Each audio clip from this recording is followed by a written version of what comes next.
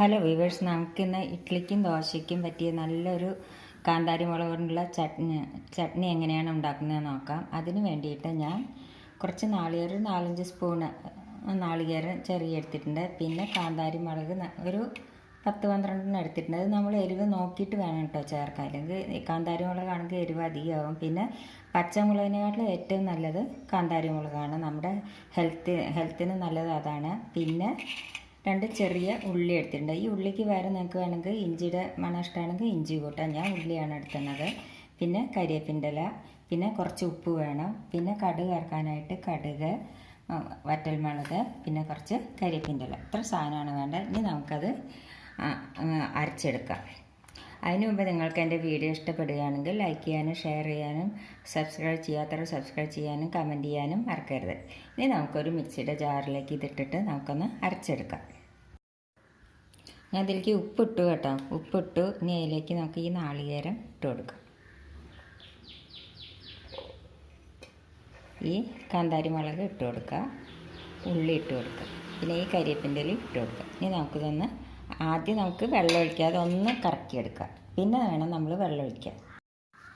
ഇതെല്ലാം കൂട്ടിയിട്ട് നമ്മളിതൊന്ന് കറക്കിയെടുത്ത് നമുക്ക് എരിവ് പാകണമെന്ന് നോക്കാം, അല്ലെങ്കിൽ നമുക്ക് കുറച്ചും കൂടി മുളക് കൂട്ടണം. എരിവൊക്കെ പാകമാണ്. നമുക്കിതിലേക്ക് ഇനി കുറച്ച് വെള്ളം ഒഴിച്ച് കൊടുക്കാം.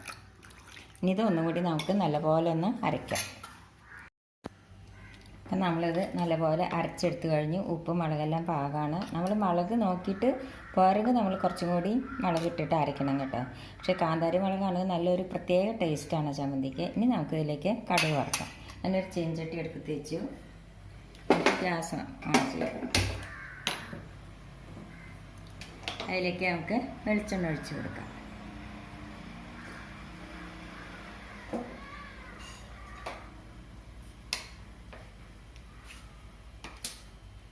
വെളിച്ചെണ്ണ ചൂടാവട്ടെ. എണ്ണ ചൂടായി അതിലേക്ക് നമുക്ക് ഈ കടുക് ഇട്ട് കൊടുക്കാം, വറ്റൽമുളക് ഇട്ട് കൊടുക്കാം. കടുകൊന്ന് പൊട്ടട്ടെ.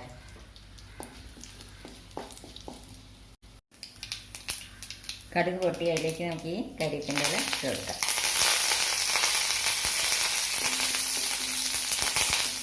നമുക്ക് ഗ്യാസ് ഓഫ് ചെയ്യാം.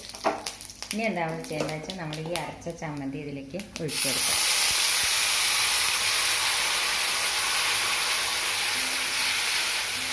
കുറച്ചുകൂടി വെള്ളം ഒഴിച്ചു കൊടുക്കാം.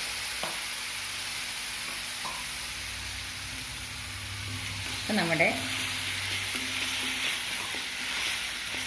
ചട്നി റെഡിയായി. ഇതിന് നമുക്ക് ദോശയുടെ കൂടെ ഇഡ്ഡലിയുടെ കൂടെ കഴിക്കാൻ നല്ല ടേസ്റ്റാണ്. ഇത് നിങ്ങളെല്ലാവരും ട്രൈ ചെയ്ത് നോക്കുമല്ലോ. ഈ കാന്താരി മുളക് കൊണ്ട് തന്നെ അരച്ചിട്ട് നോക്കണം, നല്ല ടേസ്റ്റാണ്. Thank you.